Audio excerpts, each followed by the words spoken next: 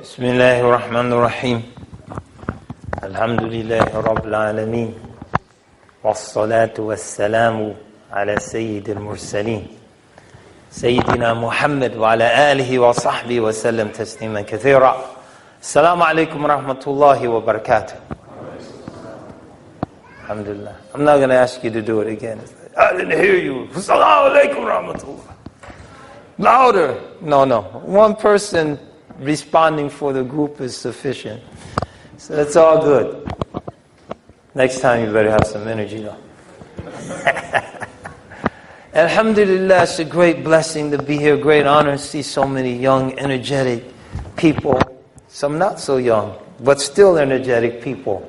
May Allah subhanahu wa ta'ala bless you, bless your community, bless the center, bless your efforts, bless your studies, bless those of you who are working, bless you and your professions, your careers that you've chosen. May Allah ta'ala make everything you do a source of benefit to your fellow human beings.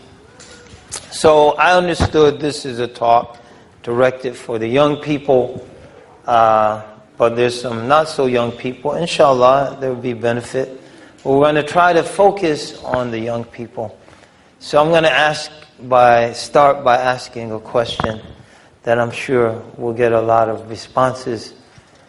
How many of you saw The Lion King? Most of the young people. Yeah, let's start there, So remember the part where Simba, he ran away from the kingdom, and then he was chased. He didn't actively leave, but there was the stampede, and then the hyenas were after him, and he ended up in the desert. And then he met Pumbaa, that's his name, Pumbaa. And what was the meerkat? What was his name? Timon, Timon. And then he proceeded to begin to Hakuna Matata his way through life. He's chilling on the pond. Lions can swim. He's swimming, had a nice swimming hole, learned to eat slimy but satisfying little morsels that he was finding out there. And then there was the night of his reawakening. What happened? What snapped him out of the Hakuna Matata phase? Huh? What happened? No, go ahead. Yeah, Mufasa, his father, appears in the sky. Simba, you are my son. Simba's he's like, I'm out here Hakuna Matata for the rest of my days. And then Mufasa appears. And what does he say to him? Huh? No, what's the one sentence that really snaps him out of it? Yeah, remember who you are. And why do we start with this? Why do we start like this? Because knowingly or unknowingly, so we don't point any fingers, any blame. But a lot of us as Muslims, we're just like Simba out there at the pond with Pumbaa and Timon. We're just Hakuna Matata. How do you make Hakuna Matata into a verb? To Hakuna Matata. So how do you get the present continuous? Huh? Chill, but we got to stick with Hakuna Matata. We're just Hakuna Matata-ing our way through life. And we've forgotten who we are. And because we've forgotten who we are, there's a job that needs to be done that's not getting done in this world. And we want to talk about that.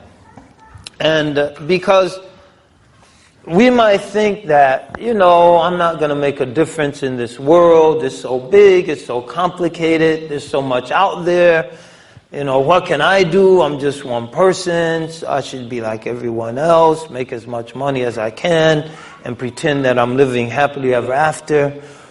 But there is something each and every one of us can do. But before we can do it, we have to believe we can do it. We have to believe that we can make a difference. We have to believe that there's something wrong. How many of you think, just based on your brief experience, exposure, to think that something is wrong with this world? Raise your hand. How many of you? So a lot. Not everybody. If I were to ask you, what are some of the things you think are wrong? Anybody? Yes. Materialism. Materialism's a huge problem. And it's not just a problem because it dehumanizes us. What makes us human? Yes.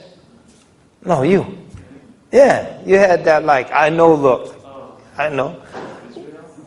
Israel makes us human? Oh, you missed the lead in. Okay, I'm sorry, I apologize. 1 second, sister. Let's get a brother over here. Yes, sir. Excuse me? Imperfections make us human. But let's put that in a positive sense. That's a negative answer. Not negative in terms of no good, but in terms of focusing on the lack of something. So how would you reword that to make it a positive statement? Same idea.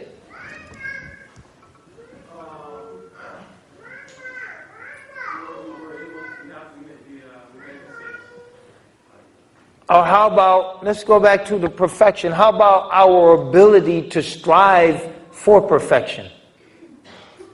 Can you accept that? We have the ability to strive for perfection. We can strive to perfect our character. We'll never be perfect, but we have a prophetic model to aspire towards.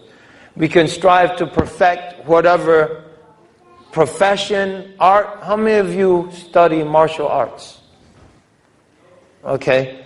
Are you satisfied to just be a brown belt? You want to be a black belt. Are you satisfied just to be a black belt? You want to be 8th degree, 8th dan. Why, So we have the ability, not all, but we do have the ability to strive for perfection. How many of you are currently enrolled in university? University. We have one university student. Why didn't you stop after you finished 6th grade? Why did you even go to junior high? Why? No, the sister. Because you wanted to go to a higher level. So we don't stop 6th grade, alhamdulillah, I can read, mashallah. Someone will hire me. Sooner or later, the economy will pick up again. I heard they're taking applications in the storeroom at Walmart. No, we want to go higher. So as humans, we can strive for perfection. So as humans, I would posit for your consideration. One thing that makes us human is our ability to strive for perfection. You don't hear a cow out practicing his moves. Like, moo. Man, that wasn't right. Moo. Astaghfirullah. Moo. A'udhu billah. Man, let me eat some more grass. Moo. A cow doesn't practice his moves, but people, they'll practice a musical instrument. They'll practice their singing, right? Because a cow has no idea of perfection. But a human being does. And that's something that distinguishes us from a cow. A human being, we have the ability and something in us that pushes us to try to understand what's behind all of this. And to try to worship. So you don't find animals building altars. And that's one of the proofs against the theory of evolution. Because if we evolve from other life forms, is evolution a sudden or a slow process? It's a gradual process. there were mutations, and then over time those mutations led to species differentiation. So if we evolved from apes or whatever, how come there are no apes out there even building primitive churches and masjids, altars in a primitive way, trying to worship something? Why? Look at the leap, look at the distance. If we evolved gradually from other life forms, from apes, how come there are no apes out there that can build a cell phone, that can bounce a signal off a satellite a few hundred miles in space, an invisible signal, and then the device picks up the signal with an image, and then you can respond by sending an invisible signal back to the source. The best ape can do is a chimpanzee or an orangutan is to take a stick and dig the meat out of a nut. That's the best they can do with tools. Why is there such an incomparably huge gap between us and everything else out there if we gradually evolved from them? So we're unique, and we have to understand that. We're unique in this creation. And our Creator has placed us in a unique place. And that uniqueness is what makes us human. That ability to long for the divine is what makes us human. That ability to strive for perfection is what makes us human. That ability to use this incredible mind to do good and to do evil is what makes us human. So we have to begin to look at those things that rob us of our humanity. And one of those things is materialism. Because when we start to measure our virtue based on material things, we're forfeiting and giving up those distinctions that have been given to us. So I'll give you an example. What was the first in the Quran? What was the first manifestation of materialist thinking? Things in the Quran. There's no wrong answer, so take a few guesses. The first manifestation of materialist thinking in the Quran. Yes.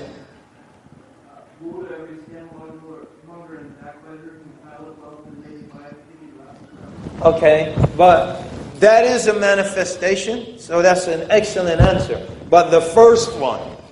So go back to the beginning. What's the first story in the Quran, chronologically?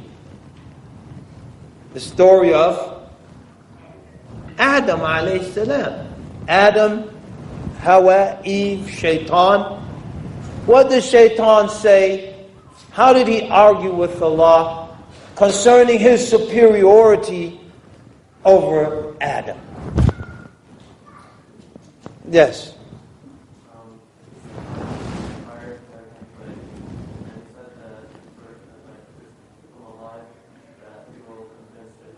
No.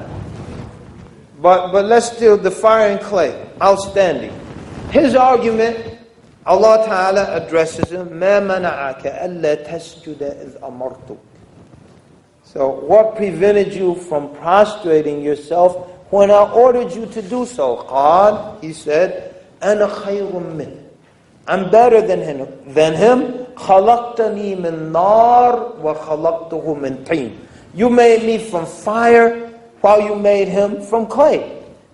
What kind are these moral characteristics, fire and clay? They're physical. He argued, my physical nature, being from fire like I am, see, I'm Shaitan, I'm from fire, I got it going on like that, I'm hot. Oh, the mic melted. Subhanallah. I'm better than him because of a physical, and you made him from clay. So he didn't make a moral argument, أنا خير من يعني أنا أزكي مالي. No, I'm better than him, I give charity. أَتَصَدَّقُ بِمَالِي. I'm charitable. He didn't make a moral argument, which would have been something that is rooted in a distinctiveness that makes us human. We can make moral arguments. He didn't make a moral argument. He made a materialistic argument. My physical nature makes me better. And this shows two things. Number one, it shows that racism is rooted in materialistic thinking. It's my physical characteristics. I'm white, I'm black, I'm brown, I'm yellow, I'm whatever. I have polka dots. So I'm better than the rest of you people. You solid people. Polka dot people of the world, unite. It's our time. Our time has come. The solid people have been dominating us for too long. And now the spotted people will usher in a reign of spottedness. SubhanAllah. It's materialistic. And when we start to make those arguments, we dehumanize ourselves. Because God, Allah Ta'ala, our Creator, is calling us to something higher. And so this world where people, based on their physical characteristics, based on the money they possess, which is material wealth, based on how many planes or tanks or gunships they have, assert their rights to the detriment of others, all that is rooted in materialistic thinking. That is wrong, because there will always be material differences, physical differences. Some of us will have different skin tones than others. Some of us will have different hair textures than others. Some of us will have different eye colors than others. Some of us will have more wealth than others. Some of us will have bigger cars than others. Some of us will have bigger houses. Some of us will have smaller houses. So if that diversity which exists in the world and in human society is elevated to a point of virtue, it's dehumanizing. Because God, Allah Ta'ala, is telling us your virtue is based on things that you share, not on things where some of you are naturally different than others. So Allah Ta'ala mentions in the Quran, Ya ayyuhan nas, O humanity. He's addressing everyone. He's not addressing the Muslims. Ya ayyuhal ladina amanu, the believers, O you who believe. He's not addressing the non-Muslims. Ya ayyuhal kafirun, or to be more politically correct, he's not addressing the members of other faith communities. But kufr is not a faith community anyway. Because there's the Nasara, it's a faith community. Al-Yahud, it's a faith community. Kafirun, that's something else. But just to be safe, he's not addressing members of other faith communities. He's addressing all of us. Ya ayyuhan nas, inna khalaqnakum min dhakarin wa untha. We've made you and created you all from a single pair. Has that been proven scientifically, that we all come from a single pair? Any takers? It's been scientifically proven.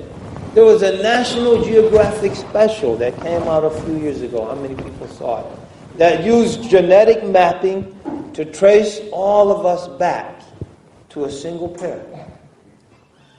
Scientifically proven. We knew it in the Quran. Allah told us, إِنَّا خَلَقْنَاكُم مِّن ذَكَرٍ وَأُنثَىٰ. We made you from a single pair. وَجَعَلْنَاكُمْ شُعُوبًا وَقَبَائِلَ لِتَعَارَفُوا. And we made you into nations and tribes that you may know one another. That we may know what about each other? Anyone venture? That we لِتَعَارَفُوا. Some of you know Arabic. You're Lebanese and Syrians and Algerians and Palestinians, Egyptians. Did it say Egyptians in English? Egyptians. Sorry. Let me tell you an Egyptian joke, right? this Egyptian guy flew to America to spend some time with his friend. This one, they were still giving Egyptians visas. So he flies in, and his friend meets him at JFK. He said, "You must be starving, hungry. It's such a long flight. Let's go get something. There's a restaurant right here in the airport." So he goes into the restaurant, and so the waitress, she comes, and she says, "Okay, sir, what would you like?" So he knew English. He could understand. He went to college. She said, "I'd like a hamburger." She said, "What?" He said, "A hamburger." She said, "What? I don't think we have hamburgers." So he took the minute. "It's right there, hamburger." "Oh," she says, "oh, a hamburger." Oh, he said, "Oh, excuse me, I'm a stranger." Moving right along. So moving right along. So لِتَعَارَفُوا. لِتَعَارَفُوا, that you may know one another. تَفَاعَلَا is reciprocity. تَرَاسَلَا, they wrote back and forth. تَعَارَفُوا, they know each other. So in order that you know in each other and recognize in each other the creative power of Allah Ta'ala, that from that single pair He could create all of this diversity. And that, so when you look at each other, you say, La ilaha illallah, Allahu Akbar. That Allah, from that single pair, He could create all of this diversity. And it's all beautiful. It's all beautiful. And inna akramakum indallahi atqakum. But those physical differences, those aren't the basis of your superiority. Because those things are random. You don't choose them. You don't go to a machine and select how tall you're going to be, what skin tone you're going to have. You don't select those things. Those are random. So things that are randomly distributed amongst people can never be the basis of any virtue. So Allah Ta'ala says, Inna akramakum indallahi atqakum. She says these differences are real, but not to serve as the basis of oppression and denying each other's rights, but to recognize the power of Allah Ta'ala. But the best of you is the most noble. Inna akramakum indallahi atqakum. The one who has the most consciousness of God, the most taqwa. That is the best one. Inna Allah alimun khabir.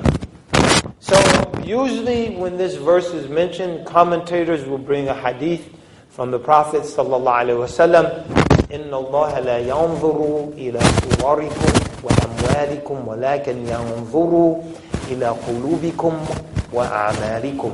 That Allah doesn't look at your physical forms nor your wealth. He doesn't consider that, because that's random. Some have it, some don't. وَلَكِنْ يَنْظُرُ, rather He looks at your hearts and your deeds. Now that's something we all share. That's something none of us can be denied. Some people might say, well, I can't write $1 million check like brother so-and-so at the fundraiser. I write a $5 check. That $5 might be more with Allah Ta'ala than the $1 million. The one who wrote the $1 million check, he might have 50 million in the bank. So he gave a small percentage of his wealth. The one who gave $5, that he might only have $10. He gave half. And the half is weightier than the 1/50th. So Allah Ta'ala doesn't look at the wealth. He looks at our hearts and He looks at our deeds. So the challenge for us as we move down the road of life is to make sure that our hearts are pure. And that's something we lose with materialism, because materially we don't even associate any non-physical properties to our hearts. Allah Ta'ala mentioned in the Quran, يَوْمَ لَا يَنْفَعُ مَالُ وَلَا بَنُونَ إِلَّا مَنْ أَتَى اللَّهَ بِقَلْبٍ سَلِيمٍ. A day no amount of wealth or children will be of any benefits except one who comes before Allah with a sound heart. بِقَلْبٍ سَلِيمٍ. Materially, what will we say? Physically, what would a sound heart involve? Physically. There's no skips in the beat, so it doesn't beat like this.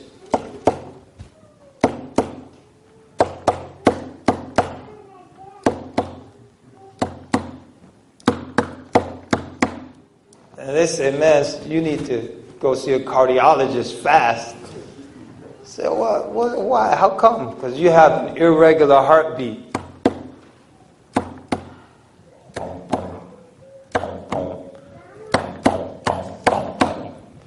You say, wait, man, my heart is just funky like that. No, you better go see a doctor. Physically, qalbin salim, no enlarged valves, nice, smooth heartbeat, no irregularity in the heartbeat, etc. Physically sound. Is that what the verse is talking about? Biqalbin salim. Why? Because like every ancient, traditional civilization, Chinese, Hindu, Native American, we associate non-physical properties and characteristics with the heart. This is scientifically proven. There's a study, you can go online, it must be true because you can Google it, where people have had heart transplants, their personalities changed. Any of you familiar with any of that? People, there's been studies documenting actual changes, taking on some of the likes and dislikes of the person who had the heart that was transplanted into the recipient, the donor's characteristic. So in the study you'll read things like, people are interviewed, I never liked pizza before I had my heart transplant. And then they'll talk to the donor's family. Oh, Bob loved pizza. No, seriously. So there are non-physical qualities associated with our hearts.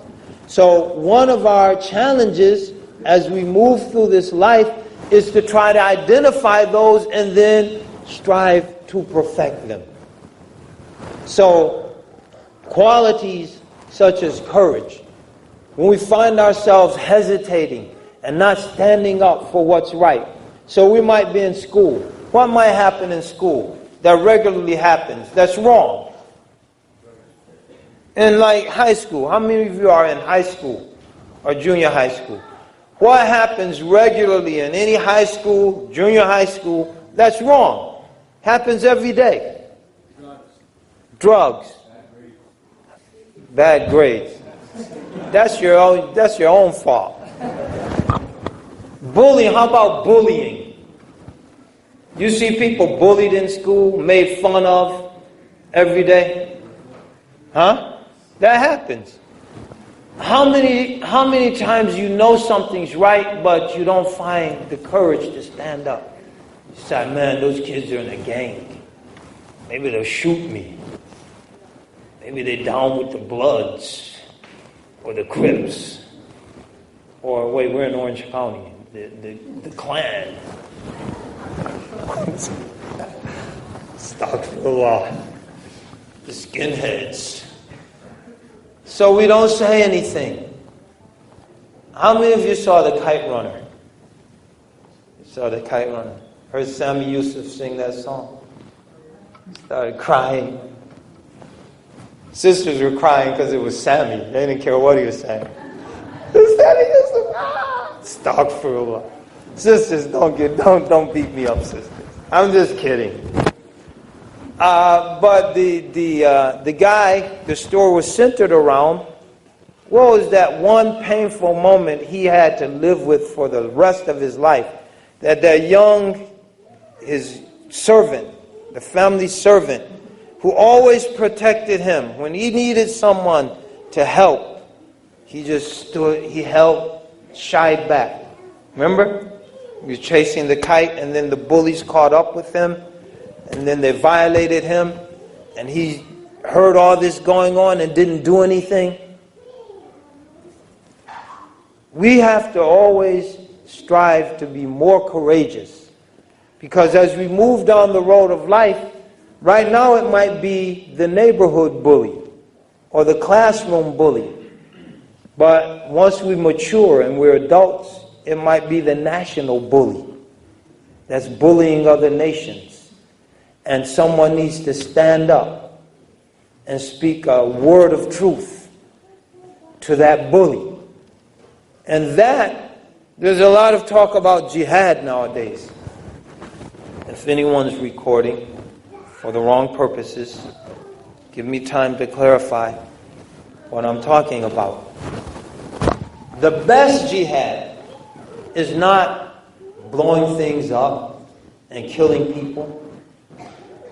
أفضل جهاد كلمة الحق عند سلطان جائر. That the best jihad is to speak a word of truth in the face of a tyrannical ruler. That's the best jihad. And that is the jihad that made this nation great. In the face of British tyranny, you had brave patriots like Patrick Henry standing up and proclaiming, "Give me liberty or give me death." Speaking a word of truth in the face of tyrannical rulers. So these are the qualities that we as young people have to try to cultivate. Because as we move through life, unfortunately, the bullying doesn't stop. It just goes to other levels. And our opposition to it has to be strong and principled and firm and uncompromising. That is what makes us human. Because that is the manifestation of a sound heart. To be charitable. Some of us don't think about the food that we waste. Our iftars. We give a big speech, right? So we get up. I can't move around, they're filming. So I'll sit here. I was going to be more animated. But we get up and we give the speech.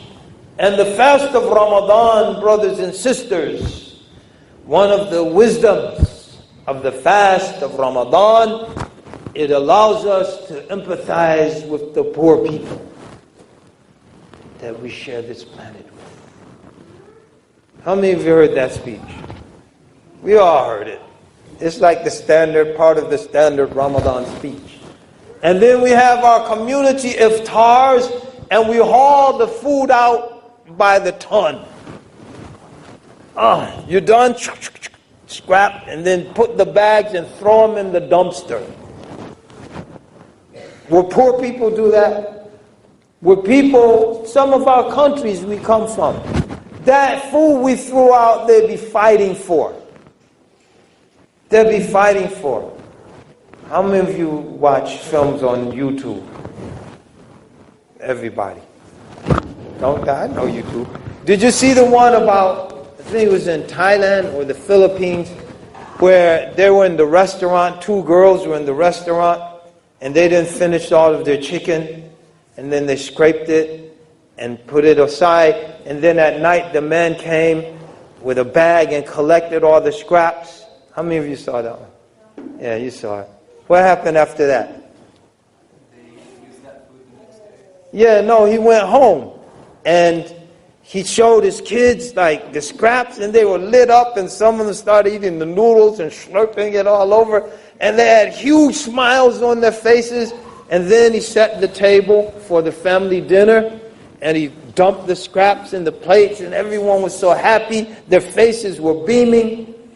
And we don't think that this food we throw away can be feeding someone.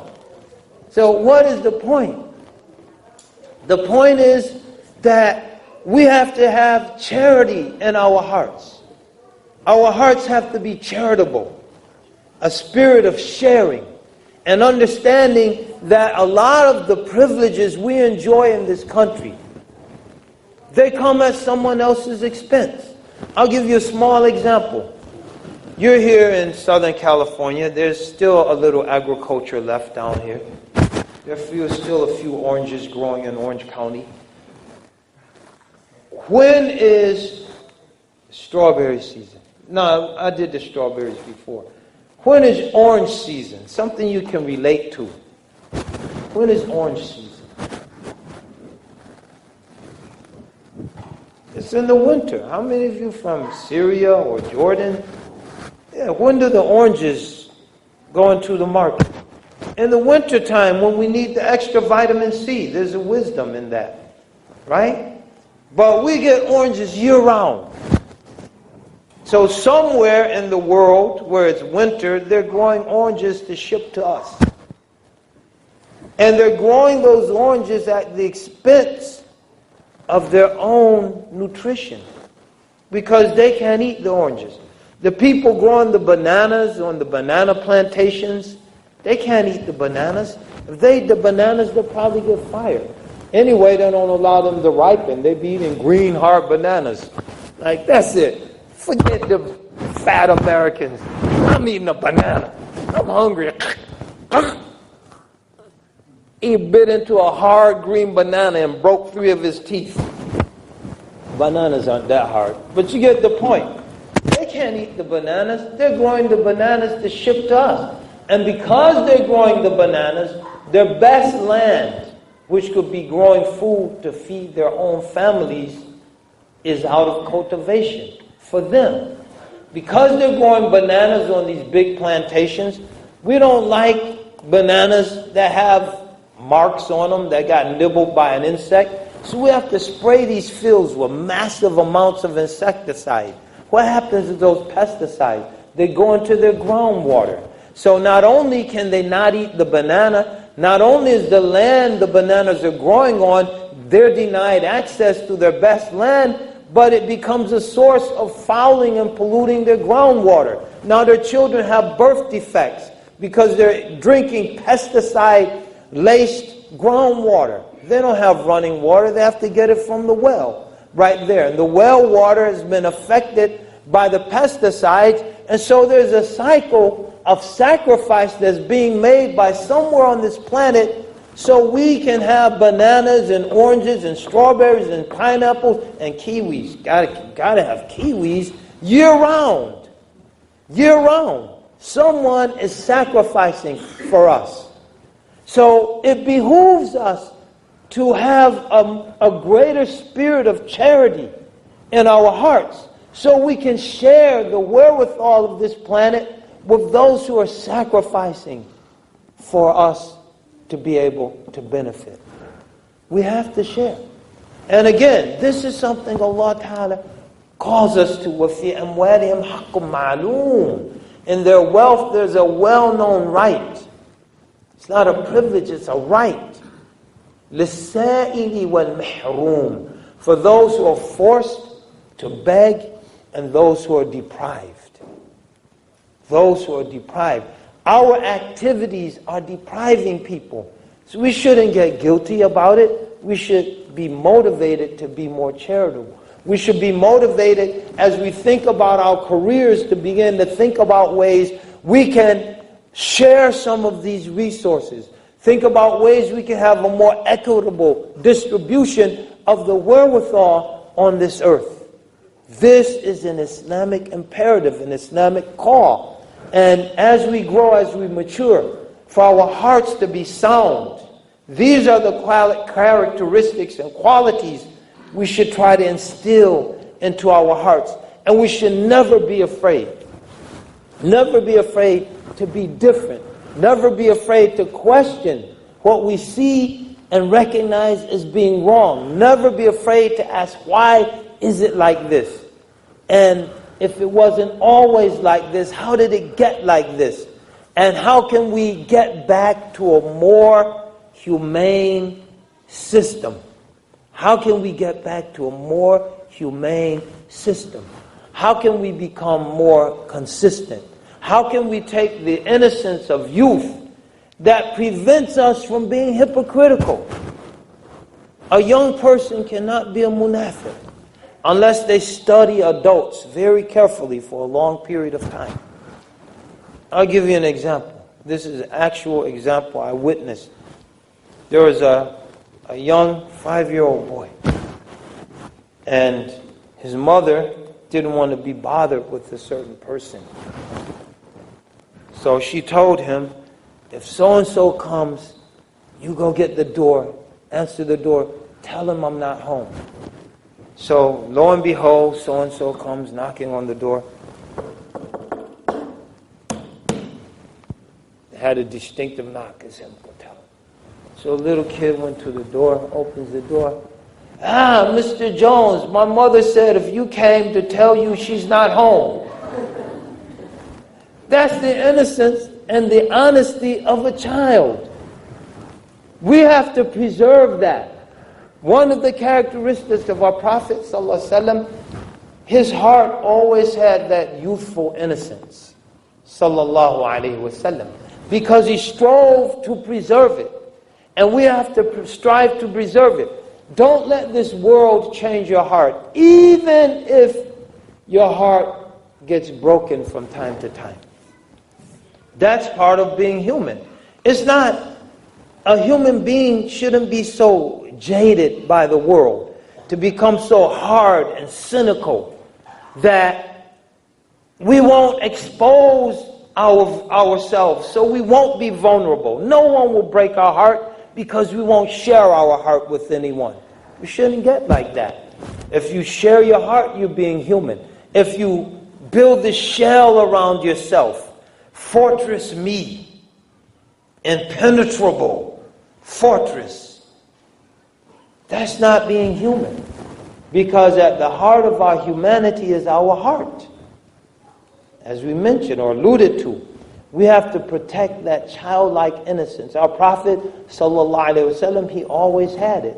And that's why he could have races with Aisha. He's in his 50s. She's a teenager. He's having races. He's playing with the kids, the children. He would roll on the ground with the children. He let them ride on his back. He would line them up and have them have races. He put them on his mount and have them ride into the town with them when he returned from an exhibition. All of these all of these are characteristics and manifestations of real humanity. So in conclusion, then we'll have discussion, question and answers. Sisters get a chance to throw something at me for the comment I made earlier about Sami Yusuf. So I'll say this in conclusion. Never think if you're doing the right thing, you're alone. So therefore, to be with the crowd, I have to do the wrong thing. No. Never think you're weak. So Allah mentions the companions of the cave. They were young people. نحن نقص عليك نبأهم بالحق إنهم فتية آمنوا بربهم وزدناهم هدى وربطنا على قلوبهم إذ قاموا فقالوا ربنا رب السماوات والأرض لن ندعو من دونه إلها لقد قلنا إذا شططا. We will relate to you something of their story and truth. They were young people. إنهم فتية آمنوا بربهم, who believed in their Lord, and we increased them in guidance. Here's the part we want to focus on. وَرَبَطْنَا عَلَى قُلُوبِهِمْ إِذْ قَامُوا. And we strengthened their hearts when they stood up and took a stand. If you stand for the truth, Allah will give you strength. Don't think I'm the only Muslim in my school wearing hijab. Stand up, be proud, and Allah will strengthen you. And your strength will be contagious. People will see your strength and they'll come and they'll ask you, where can I buy one of those? Not even a Muslim. Where can I buy one of those? Because they see the izzah. وَلِلَّهِ الْعِزَّةِ وَلِرَسُولِهِ وَلِلْمُؤْمِنِينَ وَلَكِنَّ الْمُنَافِقِينَ لَا يَعْلَمُونَ. Allah has the dignity and the honor, as does His Messenger, as do the believers. It's the hypocrites who don't realize it. Stand up. Be strong. Allah will strengthen you. So those young people, Christianity had spread. And at the time, Christianity was Islam. It was monotheistic in that part of the world. There was the Unitarians and the Trinitarians. These are the Trinitarians. They were the Muslims. But the Roman Empire was beginning to persecute the Christians, feeding them to the lions, etc. So they were being persecuted. So all of these people in this one town, they turned back on their religion. But a group of young people, they banded together and they said, we're never turning back. So when they took that stand, Allah strengthened them. Even though they were isolated and a small number amongst the wider population, they took a stand.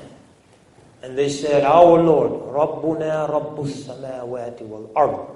Our Lord is the Lord of the heavens and the earth. لَن نَدْعُوَ مِن دُونِهِ إِلَهًا. We'll never call on any God besides Him. لَقَدْ قُلْنَا إِذًا شَطَطًا. If we were to do so, we would have gone beyond all acceptable limits. So brothers and sisters, stand up for the truth. Stand up for what's right. Allah Ta'ala, if you're alone, He will strengthen you. If you feel weak, He will give you strength. If you feel humiliated, He will give you dignity and honor. He will uplift you. Stand up for what's right.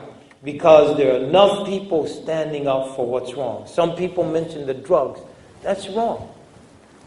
But enough people caught up in that. We could mention the sexual inappropriateness that's permeating our society. That's wrong. There are enough people who are swept away by that. You can mention the lewd and indecent way of dressing. That's wrong. There are enough people standing up for that. Let's stand up for the right thing, the decent thing, the moral thing, the thing that brings honor to human beings. People are debasing themselves. People are acting like animals. People are debasing themselves. We should have the dignity of real humanity. And that should be our defining characteristic. And it's very easy. It's very easy. One word summarizes it. Bir. Righteousness. It's a comprehensive word that embodies all of the manifestations of good and obedience to our Creator. But it's rooted in simple things. Ibn Umar radiallahu anh, he said, إِنَّ الْبِرَّ شَيْءٌ هَيٍّ وَجْهٌ طَلِيقٌ وَكَلَامٌ لَيٍّ. That bir, righteousness, is rooted in very simple things. إِنَّ الْبِرَّ شَيْءٌ هَيٍّ. Very simple things. وَجْهٌ طَلِيقٌ. A pleasant face. وَكَلَامٌ لَيٍّ. And gentle speech. So start with that. Have a pleasant face, brothers and sisters. Don't let all this negativity, don't think, like our young Muslim brothers, don't think you have to be a gangster, school, man. Muslim gangsters, man. You got on like that. Anyone talks to me today, I'm going to stomp them. Me and my boys, because we rolling like that. That's how we ride. We the Muslim crew up in here. You know what I'm saying? Astaghfirullah. Be a Muslim, smile. Smile. Greet people with a pleasant face. You'll start a good trend. And if someone violates your right, start taking the karate class. You smile, have a pleasant face. Officer, I don't know what happened. He just was picking on that poor little guy there, and someone just came by, and it was very quick. I didn't even see it happen. But I have a pleasant face. So we'll start the question and answer. Walhamdulillah wa salatu wa salam ala Sayyidina Muhammad, Sayyidina sallallahu alayhi wa sallam. No questions. No comments. Subhanallah. Okay. There's no questions or comments. I can ask you guys questions. You have a question?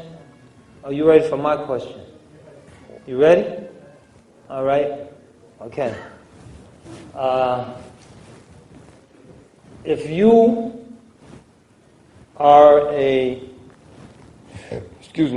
trolley driver in San Francisco. You with me? You're a trolley driver in San Francisco. They have hills, not like Orange County. Everything's flat until you get to the mountains. And your brakes go out. Up ahead on the track, so the train is going straight down the tracks. Up ahead on the tracks, there are 4 guys working on the tracks who don't see the train. And the train is going to wipe them out. It's going straight towards them. There's a side track, turning off, veering off, where 1 guy is working. So you can steer the train to that side track. So what do? Leave the train alone, and through no action of your own, the brake cable snapped. You had nothing to do with it. 4 people died. Or through your conscious action of turning the train to the left onto that side track, 1 person dies. What do? He says he'll jump off the train. See, I told you we need to work on our hearts. There's the proof. He was just kidding. What do? He was just kidding. I'm just kidding. Don't take that personally. People get mad, I was just kidding. His heart is okay. He was just kidding. Yes?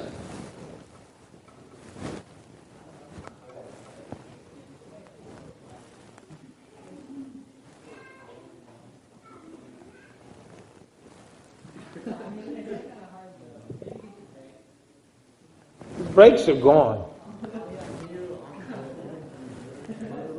The horn doesn't work.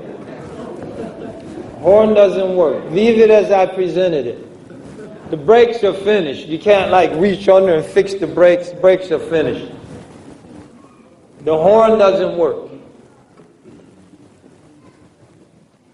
Yes? Did you say the one man was working? They're all working on the track, so they're right on the track. The train's going to hit them.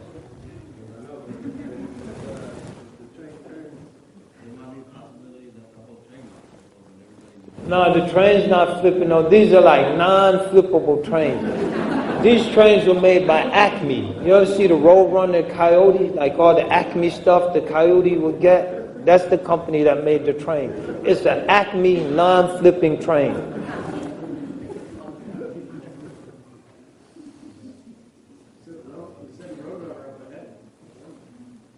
Send the Roadrunner up ahead. You're in San Francisco. Unfortunately, there are no Roadrunners in San Francisco.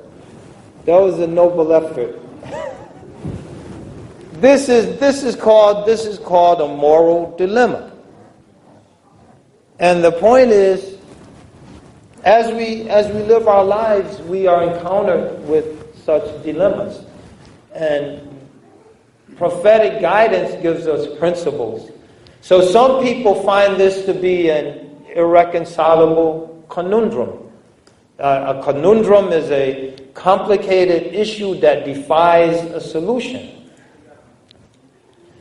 But as Muslims, we have guidance. And because we have guidance, we have an answer. So as a Muslim, whatever one does, you have a justification in this situation. Because when Allah says, mentions in the Quran, من أجل ذلك كتبنا على بني إسرائيل أنه من قتل نفس بغير نفس أو فساد في الأرض فكأنما قتل الناس جميعا. So, unnecessary killing is a grave wrong. It's like killing all of humanity. But the verse doesn't stop there. وَمَنْ أَحْيَاهَا فَكَأَنَّمَا أَحْيَا النَّاسَ جَمِيعًا. But whoever saves an innocent life is as if he or she has saved all of humanity. So, if the person refrains from any action and 4 people perish, then that person has not engaged in an act that has led to someone losing a life. If the person chooses to veer the train, that person has saved 4 innocent lives, even though their action has led to the death of a person. But that person's death was to save the lives of others. So that action saved lives here, even though a life was lost there. So it's still a deep dilemma, but that person can say, I saved 3 lives, 4 lives, even though that action cost a life. But it's difficult. I would say, Allahul Musta'an, that it would be better, and Allah knows best, because there's no right answer, to not actively engage in killing a person. Because those people, everyone's going to die. Kullu nafsin dha'iqatul maut. If there's a question of saving people without killing people, it's a different issue. But when we meet Allah, we won't have the blood of anyone on our hands. Those 4 people who perished, their blood's not on our hands. And by whatever standard Allah judges them by, inshallah, they'll be martyrs. There'll be people who died due to circumstances beyond their control. We're all going to die due to something. An example of this, I'll give you an example of this moral dilemma to bring it into an Islamic context. Uthman radiallahu anh, when he was assailed by the rebels who came to Medina to kill him, he could have given an order to wipe them all out. And by wiping them out, he could have saved his own life. So not only kept the leadership of the Muslims intact, because it fractured and fragmented after that. But he chose not to give that order. There were approximately 2,000 rebels. The population of Medina at that time minimally was at least 10,000. And all 10,000 were with Uthman radiallahu anh, including Imam Ali. The last 2 guards to leave Uthman's door were Al-Hassan wal Hussein, when their father ordered them to leave. And Uthman told him that just leave them, because I would rather be Abdullah al-Maqtul than Abdullah al-Qatil. I would rather be the servant of Allah who is killed than the servant of Allah who kills. So, it's a tough question. There's no right or wrong answer. Wallahu alam wal musta'an. So we're going to stop here. May Allah Ta'ala give you tawfiq. I think, did they bring the books? No? No one knows? Organizers? You're here at the Jummah. Okay. But they didn't bring them now? Okay. Is the table set up? Now I brought some books. I would sign the books before Isha if someone purchased the book. Oh, we can do that? Alright. So I'm going to go back there if you want to buy a book that I authored. Not the latest one, the one before that, which includes my brief biography in there. I'll sign the book for you if you want. If you want, I could put a thumbprint in it if you brought your ink pad. If you want, I could just look at it, inshallah. So we'll do that before Isha. May Allah Ta'ala bless you, bless this community. This is a wonderful community. It's a very positive community. May Allah protect you. May Allah Ta'ala bless all of the young people. May Allah strengthen your hearts. May Allah give you vision. May Allah give you a sound vision. May Allah Subhanahu wa Ta'ala, as you hakuna matata your way through life, may you always remember who you are. And we are the heirs, the sons and daughters of prophets. Millata abikum Ibrahim, the way of your father Abraham. We're the spiritual heirs of prophets. So sooner or later, now I'm not saying just drop everything, go back now, but sooner or later someone's going to have to go back to save the kingdom. Because the hyenas are having a field day. If you know what I mean. So sooner or later, someone's going to have to go back and save the kingdom. Might as well be you guys. Assalamu alaikum wa rahmatullahi wa barakatuh.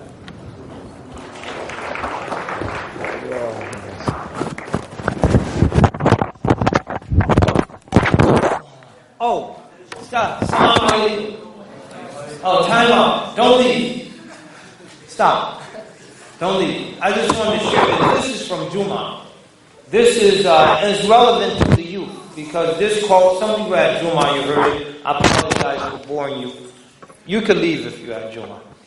But if you want, I want to share this. This was part of a letter that Abigail Adams, who was John Adams' wife and the mother of John Quincy Adams, two American presidents, wrote to her 12-year-old son. After he had gone to France with his father was the first American ambassador to France, and she was just telling him how fortunate and blessed he was to live during that period of revolutionary struggle. So the point is, brothers and sisters, don't run away from the challenges of the time. Don't say, oh, I wish I was born before 9/11. It was so much easier to be a Muslim then. No, say, Alhamdulillah, I'm born today. Because great and trying circumstances produce great people. So this is part of her letter. Now, she wrote this to a 12-year-old. So I want you to reflect on these words. She's a Revolutionary War. She's holding down the farm by herself. Her husband has left. Her oldest son has left. She's there alone, and she writes these words. These are days in which a genius would wish to live. It is not in the still calm of life or the repose of a Pacific station that great characters are formed. Would Cicero have shown so distinguished an orator had he not been roused, kindled, and inflamed by the tyranny of Catiline, Verres, and Mark Antony? The habits of a vigorous mind are formed by contending with difficulties. Inna ma'al usri yusra. The habits of a vigorous mind are formed by contending with difficulties. All history will convince you of this, and that wisdom and penetration are the fruits of experience, not the lessons of retirement and leisure. Great necessities call out great virtues. When a mind is raised and animated by scenes that engage the heart, then those qualities which otherwise lie dormant wake into life and form the character of the hero and the statesman. So these are times in which geniuses would wish to live. And from these times, brothers and sisters, if you rise up with pride and with dignity and with courage and conviction and meet the challenges of the time head on, then from your ranks will arise heroes and great and sheroes and great statesmen and stateswomen. Believe it. It will be. It will come to pass. I'll give you a Jesse Jacksyism. Like we have Bushisms. We have Jesse Jacksyisms. Jacksonisms. Here's a Jesse Jacksonism. First, let me tell you Jesse Jackson. All of these problems we have now could have been solved in 1990. When Saddam sent the Iraqi army into Kuwait, all we had to do was send Jesse Jackson. And Saddam would have gotten out. Because Jesse would have rhymed Saddam to death. Saddam Hussein, you've caused a lot of pain. You've taken Kuwait. It's an unlawful game. And furthermore, Bush will even the score. So no, please, just shut up. I leave. Just stop rhyming. So all the problems could have been solved if we just sent in Jesse Jackson. But here's something Jesse said on a serious note. I'll stop here for real because it's almost time for Isha. If your mind can conceive it and your heart can believe it, I know you can achieve it. Always remember those words. If your mind can conceive it, if you can conceive of a better world and a better way and more justice, more equity in this world, and your heart can believe it and you can have firm faith in that, I know you can achieve it. So believe it, conceive it, believe it, work hard, you will achieve it. Inshallah. Assalamu alaikum wa rahmatullahi wa barakatuh.